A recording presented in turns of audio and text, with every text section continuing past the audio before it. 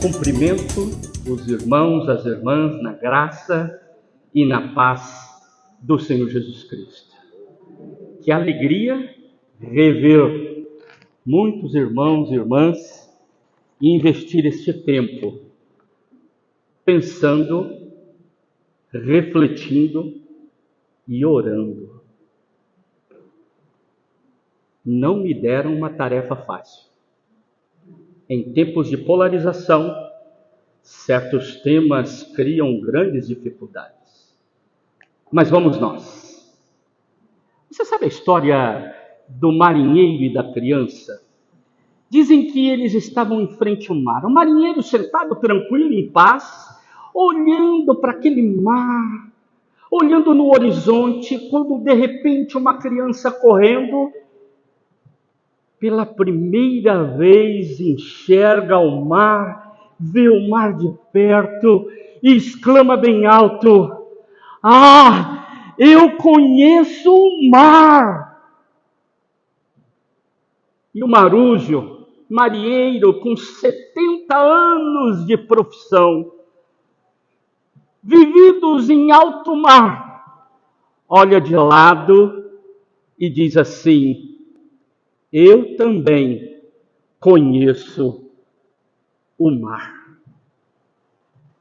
Eu recebi o convite para trabalhar com vocês e uma palavra que startou, que me deu um insight para a reflexão foi entendendo. Olha só, entendendo a Palestina. Essa foi a tarefa. Para entender, eu preciso primeiro de perguntar o que significa essa palavra. Eu fui lá fazer o dever de olhar no dicionário e o que significa entender. Vi que pode ser conhecer, perceber, reter, captar, compreender. Isso a partir da razão. Fazer uso da razão para captar. Existe uma área do conhecimento que é responsável por estudar o conhecimento. Olha que engraçado. É o conhecimento do conhecimento que nós chamamos de epistemologia.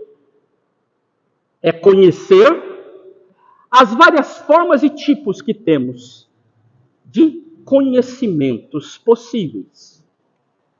Eu imaginei, se queremos entender a Palestina, nós precisamos de perguntar de que tipo de conhecimento nós estamos falando. De onde nós estamos partindo?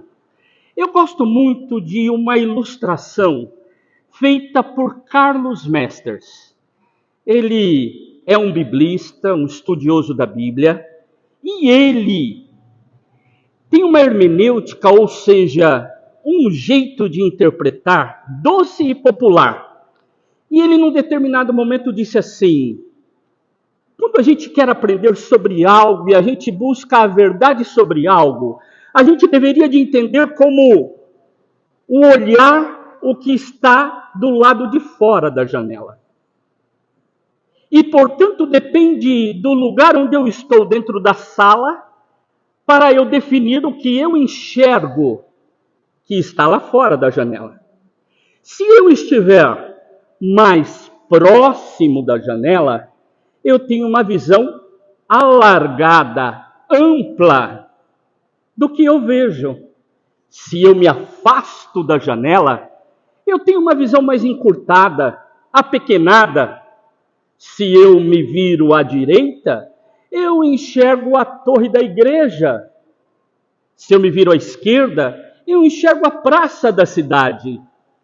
Depende de onde estão os meus pés para definir o que eu enxergo do lado de fora da janela. Um outro teólogo, chamado Leonardo Boff, ele tem uma frase também que é muito jóia, que diz assim: todo o ponto de vista é a vista de um ponto. Eu preciso de perguntar de onde é que eu estou, onde estão os meus pés, de onde é que eu estou falando sobre determinados temas. Aqui, na minha colinha, no meu esboço, eu fiz uma pergunta. O que podemos, ou melhor, o que conseguimos entender da Palestina? Porque às vezes a pergunta é fácil, mas a resposta é difícil. Fazer perguntas cabe com muita facilidade, mas respondê-las, muita responsabilidade. Nós vamos fazer uma abordagem histórica. Eu tenho uma formação em história, além de teologia. Um historiador pode se propor dar uma abordagem histórica, uma abordagem econômica, geopolítica. Que tipo de abordagem, que tipo de entendimento, de conhecimento nós queremos? Pode ser da cultura, pode ser da religião. Os instrumentos de análise são diferentes. Às vezes, quando eu tive pneumonia aqui, e o médico examinou primeiro com o estetoscópio, ele ficou em dúvida. E ele então pediu como é que a gente fala, o povo antigo? Raio-X. Pediu uma chapa, né? Não é assim? Para saber, para tentar ver por dentro. Em outro momento foi necessário fazer um exame mais profundo. Depende do instrumento que eu uso, eu consigo alcançar um conhecimento maior. Eu preciso de certos instrumentos. Portanto, a lente que a gente coloca, os óculos que nós colocamos, eles definem aquilo que nós queremos abordar. Uma palestra que duraria 1h30, 2 horas, caberia aqui vários apontamentos históricos, possibilidades de estar conversando e dialogando de forma mais profunda sobre dados históricos.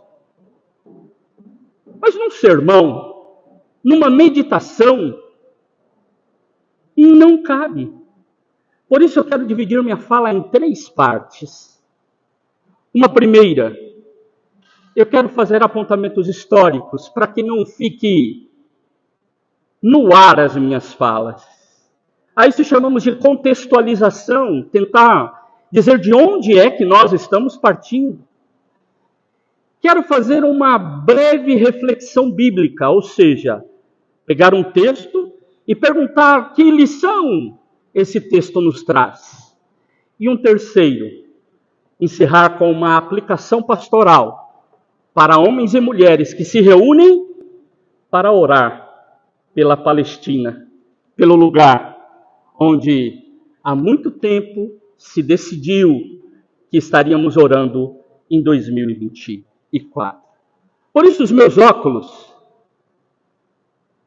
o lugar de onde eu estou dentro da sala, olhando para a janela e analisando, chama-se teologia pastoral. É um jeito de olhar. A única possibilidade não, mas uma possibilidade. E tendo clareza disso, nos ajuda a compreender um pouco mais aquele povo. Quando a pastora me convidou, eu fiz assim no telefone. Quando ela falou o tema, eu fiz assim. Como eu disse, um tema nada fácil. Mas eu falei, vou encontrar com pessoas amadas que querem e precisam refletir sobre este tema. E aí a primeira coisa, Se nós queremos uma resposta fácil, essa matéria não tem resposta fácil. Porque estamos falando da história de um lugar, de um espaço, que além de ser longa, é uma história complexa. É marcada por muitos vai e vem, por muitos avanços e retrocessos. Quando a gente fala de Palestina, parece que estamos falando de um acontecimento que se deu há pouco tempo agora, uma crise. Quero dizer, este espaço chamado Palestina, um apelido dado pelos gregos, é um espaço de muita tensão, porque sempre passou por dominações de impérios maiores. Antes de Cristo, 3.000 anos, são os relatos mais antigos, já se falava de que o Império Egípcio dominava aquele povo. E dominou até o século XII antes de Cristo, quando muitos movimentos filisteus, você já ouviu falar porque lê a Bíblia? Hebreus, você já ouviu falar porque lê a Bíblia? São movimentos de pessoas que foram ocupando aquela região.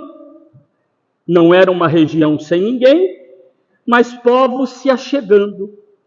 E os hebreus conseguem um espaço, e aí você consegue entender aquela fala, dizendo assim que Abraão saiu de um lugar, indo para o outro. Essa narrativa de uma ida para um espaço chamado Canaã, ou seja, lugar dos cananeus, é essa terra. Mas passa-se o tempo. Lá no século 8 antes de Cristo, os assírios vêm e dominam tudo. A Bíblia relata sobre isso. A Bíblia fala sobre os momentos em que Israel tinha que se subjugar a estes povos. A Babilônia, lembram? Nabucodonosor levou os jovens talentos daquele povo. Sobra uma turma que não consegue reconstruir aquela cidade. Depois vem os persas, século 6 ainda, em 539. Vem os gregos depois, 332. A gente chama isso daí de período interbíblico, porque a gente não tem narrativas bíblicas canônicas. Depois, os romanos. Lembram-se que quando Jesus veio ao mundo, quem era o império que dominava aquela região eram os romanos. E eles vão ter força e liderar até o ano 476 depois de Cristo. E aí o Ocidente, quem lembra de história, cai o reino. E fica só o reino do Oriente, que nós chamamos de bizantino. E esse reino bizantino fica até o século VII. Depois, vêm os muçulmanos, avançam, o movimento com Maomé e avança tudo isso. Depois disso, vêm as cruzadas. Lembram-se das cruzadas? Os cristãos lutando pelos lugares onde os muçulmanos pegaram. E nós temos, muito obrigado,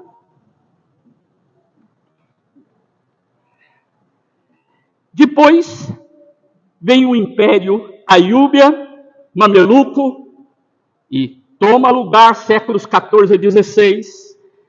Depois vem um que ficou muito famoso, o Império Otomano. E esse Império Otomano lidera toda a região até o fim da Primeira Guerra Mundial. No final da Primeira Guerra Mundial, o que acontece? Eles resolvem ali que o Império acabou e que quem vai tomar conta daquele pedaço serão os britânicos. E eles ficam durante um tempo, até a Segunda Guerra Mundial, cuidando disso. Mas no final da Segunda Guerra Mundial, e você tem todo um movimento da ONU, nasce o chamado Estado de Israel. Com o nascimento do Estado de Israel, judeus que estavam espalhados por todos os lugares do mundo voltaram e quiseram reivindicar lugares ali. Eles tinham dinheiro, compravam algumas coisas e tomavam outras. E foi crescendo o número de pessoas indo para lá. Só que cria um mal-estar com o mundo árabe. E aí nós temos algumas guerras acontecendo. Em 1967, a chamada Guerra dos 6 Dias. Depois, em 1973, o Yom Kippur. São guerras acirradas entre esses povos. Mas Israel foi sempre avançando, ganhando espaço, crescendo. Em 1993, houve uma tentativa, aí muitos de nós aqui nos lembramos, Yasser Arafat, toda uma movimentação, uma tentativa de paz, mas não durou muito tempo. Por que eu investi tempo para contar essa história? 3.000 anos antes, até 2.000 anos depois, 5.000 anos, para dizer o lugar é tenso. E não é de agora. Por isso, querer dar respostas fáceis para questões que são tremendamente complicadas é irresponsabilidade. Irresponsabilidade, querer explicar a dor do outro,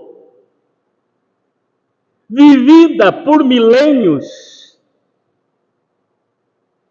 a partir de uma ínfima reflexão. A Igreja Metodista, ela se propôs no ano de 2024 a refletir, mas mais que isso, a empenhar-se pelo fim do racismo e do preconceito.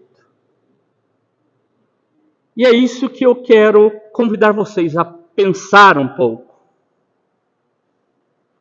Será que não há alguns olhares de preconceitos quando falamos dessa região? O que é preconceito? Um conceito antecipado. É um pré-conceito. E o pré-conceito pode achar uma coisa e ser outra, porque não é o conceito ainda. E às vezes temos a tendência de definir quem está certo e está errado a partir de sensações, de leituras do senso comum, usando um instrumento de pesquisa muito pobre. Imagine você com uma doença que precisa de um bom diagnóstico, bons instrumentos para ajudar a descobrir o que é, e você vai perguntar para aquela vovó que sabe receita de chá para todas as coisas. Será que ela é a melhor resposta naquele momento? A sua experiência? A pergunta, será que quando respondemos alguma coisa sobre a Palestina, não estamos carregados de preconceito? Assumindo o lado X, lado Y, porém, sem reflexão? Porque me disseram, hoje se fala muito em pós-verdade. Pós-verdade é um termo que vem para o vocabulário e para o dicionário há pouco tempo. Significa você, a partir daquilo que te agrada e você concorda, você afirma aquilo como uma verdade. E se não for verdade, a intenção de ser verdade, por você concordar, você continua passando para frente. E se disserem, isso não é verdade, Não importa, mas a ideia é boa, eu passo para frente. Num mundo marcado por isso, as pessoas pegam reflexões do senso comum, do cotidiano, de pessoas não tão bem informadas e transformam em verdades para as suas vidas. E aqui, com muito respeito, quero trazer algo que ficou muito forte na mídia. Uma senhora dizendo que estava com a bandeira de Israel porque Israel era um país cristão. Disseram isso para ela. Ela, quem sabe, na boa vontade, acreditou, mas quero dizer, temos mais palestinos cristãos do que judeus cristãos. Às vezes, nós temos afirmações que não são calcadas, firmadas por instrumentos corretos. Por isso vem então o segundo ponto, reflexão bíblica. Se você quiser abrir a sua Bíblia, Lucas capítulo 10, versículos 25 a 37, conta a história do bom samaritano, que na realidade é uma conversa de um homem com Jesus, perguntando o que ele deveria fazer para ganhar a vida eterna. Jesus fala o que diz a lei, ele diz a lei manda fazer isso, ele falou, faz e seja feliz. Ele falou, mas como é que eu amo o meu próximo? Aí é mais ou menos aquela frase que muitos aqui se lembram, né? Senta que lá vem a história. E Jesus vai contar uma parábola. Vai falar, tá bom, vou facilitar a sua vida, vou contar uma historinha. E a historinha de Jesus é a parábola do bom samaritano, que aí então, diz assim o texto, o versículo 30 em diante, Jesus prosseguiu dizendo, um homem descia de Jerusalém para Jericó e caiu nas mãos de alguns ladrões. Estes, depois de lhes tirar a roupa e lhe causar muitos ferimentos, retiraram-se, deixando-o semi-morto. Por casualidade, um sacerdote estava descendo por aquele mesmo caminho e, vendo aquele homem, passou de largo. De igual modo, um levita descia por aquele mesmo lugar e, vendo-o, passou de largo. Certo samaritano, que seguia o seu caminho, passou perto do homem e, vendo-o, compadeceu-se dele e, aproximando-se, fez curativos dos ferimentos dele, aplicando-lhes óleo e vinho. Depois, colocou aquele homem sobre o próprio animal, levou-o para uma hospedaria e tratou dele. No dia seguinte, separou 2 denários e os entregou ao hospedeiro, dizendo, cuide deste homem, e se você gastar algo mais, farei o reembolso quando eu voltar.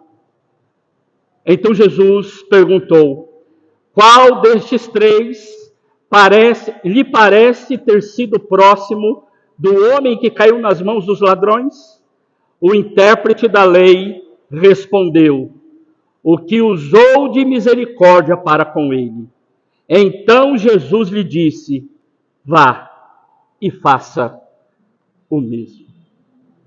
Eu te convido a olhar para essa parábola, porque eu quero mostrar 3 olhares diferentes numa pequena parábola como essa. O primeiro olhar é o olhar dos ladrões. E existe muito desses olhares hoje. É o olhar do o que é teu é meu. O que é teu é meu. E tem muita gente que quer levar vantagem em cima de outras pessoas. Isso não é pouco.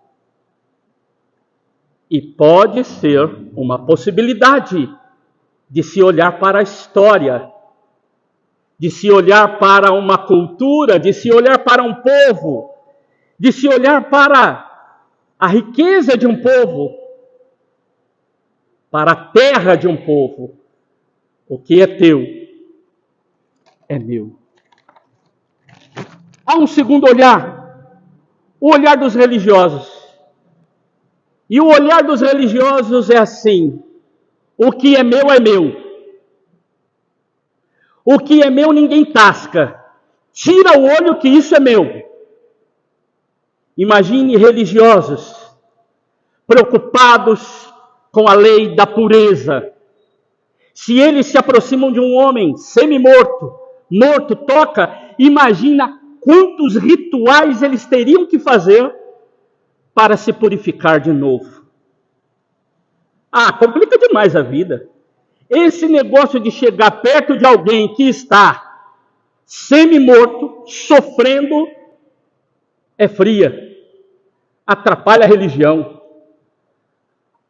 Atrapalha as nossas atividades.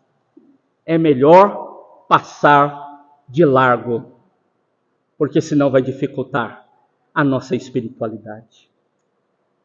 Terceiro olhar, o olhar do samaritano.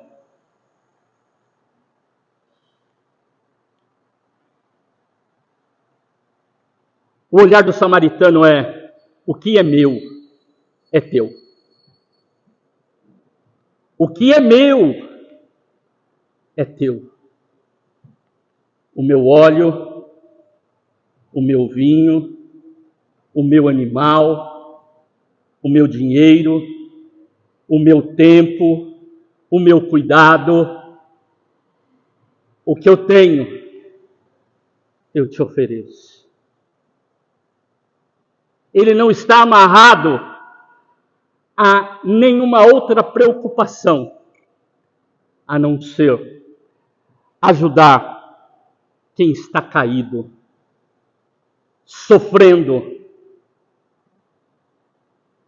Gente, não há como explicar a dor e o sofrimento dos outros, e tem horas que a gente gosta de fazer isso, de falar da dor dos outros.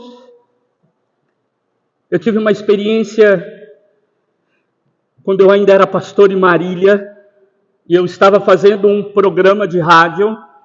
No meio do programa de rádio, comecei a ter uma dorzinha aqui perto da coluna, e foi incomodando, e aí eu colocava uma música, ia na porta do estúdio, encostava, fazia assim, não achava. Eu não sabia que dor que era, porque até então eu nunca havia tido cólica de rins. Gente, eu cheguei e eu tinha um carro grandão.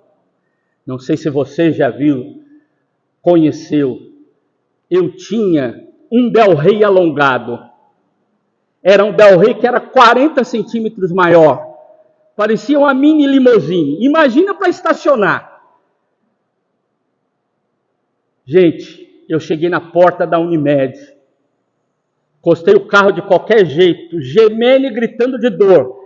Peguei a chave, sabe o porteiro que fica sempre ali? Eu joguei a chave para ele assim, falei assim, estaciona que eu não aguento. E entrei chorando de dor. Uma enfermeira, carinhosa, uma senhora mais velha, chegou e falou: calma, o doutor já vem. Calma, é cólica de rins. Eu falei: dona, não importa o que é, me dá um remédio. Não adianta explicar a dor. A gente quer que cesse a dor. Por que isso é assim? Não sei. Você vai querer falar que eu tenho que beber mais água agora? Não, eu estou com dor, me dá remédio. Depois a gente conversa sobre isso. Agora, por que vendo a dor de pessoas morrendo, sofrendo, sendo destruídas, nós queremos explicar a dor? É por causa do meu olhar. O seu olhar, quem sabe, precisa aprender muito com o samaritano, que não olha para nada a não ser a necessidade primária daquele que sofre. É isto? Então conte comigo. Eu vou fazer. Terceiro ponto foi aplicação pastoral.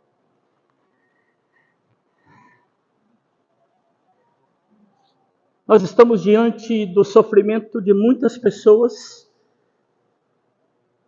no país onde nós estamos tirando ontem, que foi o dia, e hoje nós aqui reunidos. Gente sofrendo, morrendo com dor. Quais são as respostas pessoais e comunitárias que nós temos dado?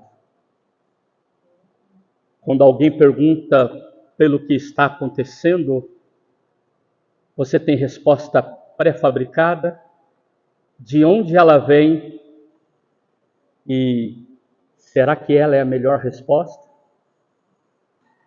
Qual olhar tem sido utilizado pela Igreja de Jesus Cristo no mundo? Que lentes nós temos usado para olhar para esse conflito? Dos religiosos, como no caso da parábola, ou do samaritano, o olhar da solidariedade? Talmud é um livro religioso dos judeus. E o Talmud diz assim: não vemos as coisas como elas são, mas como nós somos. Repito, não vemos as coisas como elas são, mas como nós somos. E Jesus disse assim em um determinado momento, Evangelho de Mateus 6, 22 e 23, diz assim: os olhos são a lâmpada do corpo. Se os teus olhos forem bons, todo o seu corpo estará cheio de luz. Se, porém, os seus olhos forem maus, todo o seu corpo estará em trevas. Portanto, se a luz que existe em você são trevas, que grandes trevas serão. Os olhos são a lâmpada. Aquilo que eu enxergo, que eu olho, se é algo bom, é porque eu estou tirando daquilo que eu tenho dentro de mim, que é algo bom. Agora, se os meus olhos são maus, eu tiro das intenções mais maldosas que existem dentro de mim. Provérbios diz: de tudo que se deve guardar, guarda o teu coração. E Jesus disse que o homem bom do tesouro do coração tira coisa boa. O homem mau, coisas más. O que eu e você temos tirado? Quando olhamos para o mundo em sofrimento. Hoje, de forma especial, falando da Palestina. O que é que temos tirado? E eu quero encerrar, então, com uma aplicação, quem sabe para ajudar, alguém já possa ter visto, mas é para marcar, quem sabe, este momento sobre os olhares.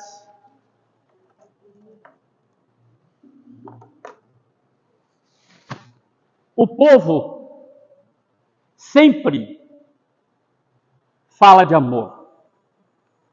Os gregos nos ajudaram a entender isso quando definiram algumas coisas. Por exemplo, um filósofo muito famoso, chamado Platão, disse: existe um tipo de amor chamado eros.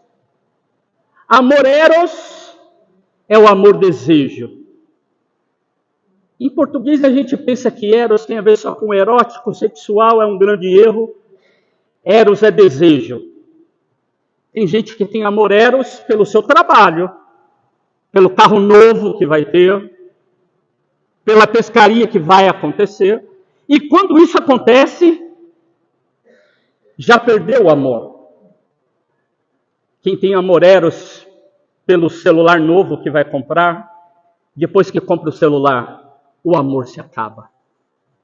Porque é eros, é desejo. Platão vai colocar na boca de Sócrates, num texto chamado O Banquete, dizendo: este amor se acaba. Depois, existe também uma outra forma de amor, chamada storge. Storge é o amor de família. É aquele amor ligado a laços consanguíneos ou de compromisso familiar. Onde diz, eu sei, mas é meu filho. Eu sei, mas é aquele laço. Posso não concordar, mas amo a minha família. Tem uma outra forma de amor. Daí a palavrinha filosofia, amante da sabedoria, que é o amor filéu. É o amor de amigo. Eu te amo, tu me amas, nós nos amamos. Ok, se você não me ama, também não te amo, azar de todo mundo. Filéu é esse amor amigo, esse amor de troca. É uma forma de amar. Mas quando a gente olha para a história do bom samaritano, nós estamos diante de uma palavra, de um verbo, e é um verbo que a gente precisa aprender a lidar com ele, que é o verbo agapau, bem maior que as outras formas de amar. Agapau é o amor de Deus que perpassa por nós e alcança o outro. Por isso, o Senhor Jesus, num determinado momento, vai dizer: amem os seus inimigos. Falar que você vai ter sentimentos nobres por ele é a maior mentira. Agora, ter atitudes de amor, de honra, de respeito, isso é possível. Mas só é possível por um amor que vem de Deus. Eu e você precisamos desse amor que às vezes nós criticamos os samaritanos da vida, mas são os samaritanos da vida que Deus está usando para viver o verdadeiro amor que o mundo precisa. Que eu e você sejamos os instrumentos que afere a necessidade do mundo, que traz diagnósticos verdadeiros e oferece o maior prognóstico: o amor. Não julgue pelo preconceito. Ame, ajude. Quem sofre está no topo da lista dos cuidados de Deus. Que Deus nos abençoe. Em nome de Jesus. Amém.